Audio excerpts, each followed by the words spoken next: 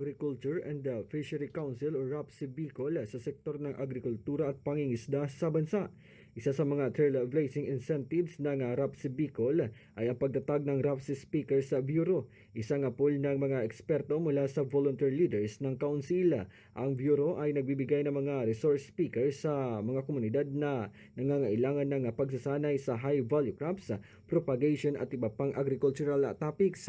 Malaking pasasalamat din ang RAPC Bicol sa Department of Agriculture o DA Bicol na kinilala bilang most supportive regional field office sa buong bansa.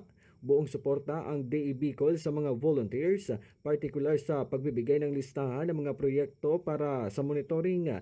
Sa pamamagitan nito, natutukoy ng RAPC Bicol ang epekto ng mga proyekto sa agricultural communities at kung may kinakailangan pang pagbutihin.